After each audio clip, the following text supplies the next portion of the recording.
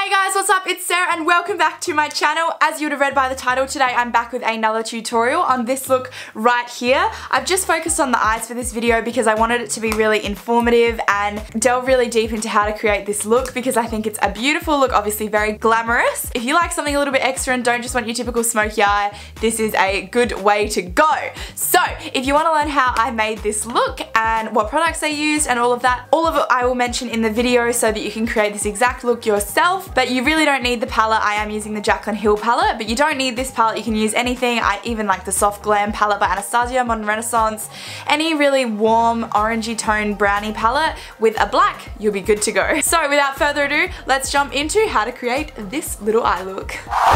To start off this eyeshadow look, I'm using the P. Louise base in the shade 01 as a base, obviously, for my eyeshadow. One of my biggest tips would be to start by using the correct base for your eyeshadow because your eyeshadow can't perform well if you haven't got the right kind of layout for it. So having something tacky like this base is absolutely fantastic as all the eyeshadow is going to stick to it really well.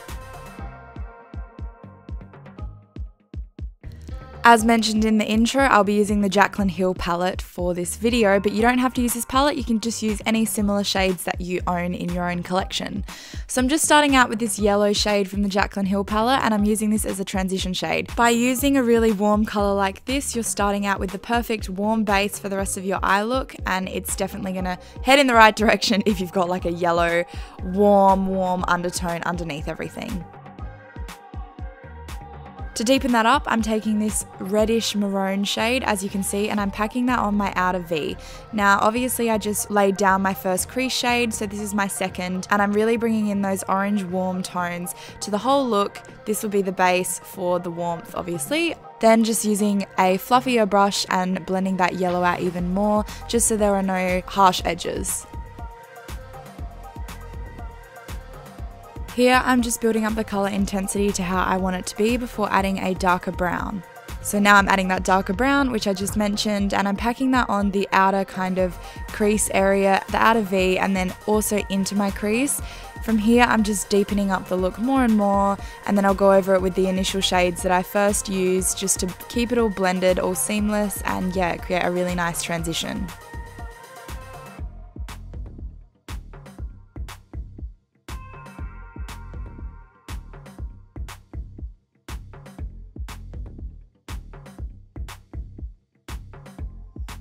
Now I'm taking the deepest dark brown shade in the palette and I'm adding that into the crease in the same areas that we just added the previous brown shade and making sure I'm keeping that red orange undertone. I do go back in with the second shade we used a few times, as you can see, just to make sure the warmth is still there. Now for the fun part, I'm adding the black, so I'm really deepening up the look with this. I'm only taking the smallest bit through the crease, but packing a lot of that on the outer V as we want to pull the eye out, and having the concentration of the darkness in the outer corner will really help to elongate your eye, if that makes sense. Obviously you don't have to add as much black as I did, but I love black, so yeah. To cut the crease, I'm just taking the same base we used earlier. If you don't have this product, you can just use concealer, but I like to use this product because it gets the job done really well and the shadows you stick on top really adhere well to it. So yeah, it's a really good product.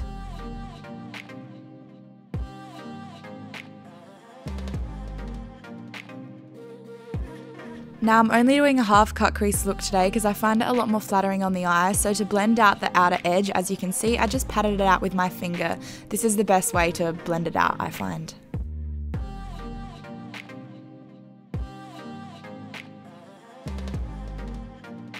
For the lid shade, I'm just using this kind of frosty, white, creamy tone from the palette. You can really use any shade you want, whether it be a pop of colour or a white or really anything, but I really like this shade. It gives a really foiled effect and I think it completed the look really well.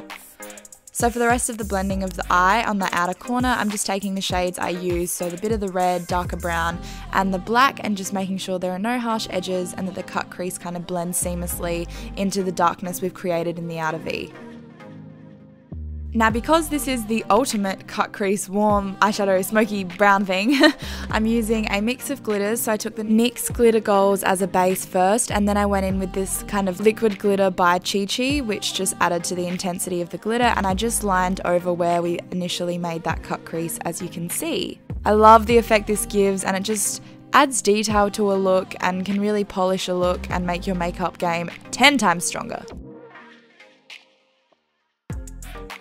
Now onto eyeliner. We're not doing a wing today, but I am still going to line my lash line as it'll help with the applying of the false eyelashes later. So I'm just taking the Kat Von D tattoo liner and lining across the top of my lash line, as you can see here, kind of making it a bit thicker towards the end, as we will blend that in with the black shade we used earlier. For this step you can really use any eyeliner that you want. So here I'm just adding the black to the lash line and blending it back into the crease. You really want to not be able to see where the liner stops and the eyeshadow begins. So this is kind of a repetitive process, but you just got to keep packing that eyeshadow over the top. Here I'm just taking my mascara. This is the CoverGirl Clump Crusher, but use your favourite mascara. I just did the rest of my makeup off camera and did the other eye as well, so now we can move on to the under eyes. So I'm just taking the initial yellow shade we used as the first transition, just like on top of the eye. You kind of want to repeat the same process. Then I'm using that red shade to add a bit more warmth, and then I'll go in with the black in a moment, just right along the top of the waterline. As you can see as well, I kind of cleaned up the outer area of my eye. This I just did with concealer, tapping it out gently, and I think this honestly completes a look, so if you can master that, you'll be set.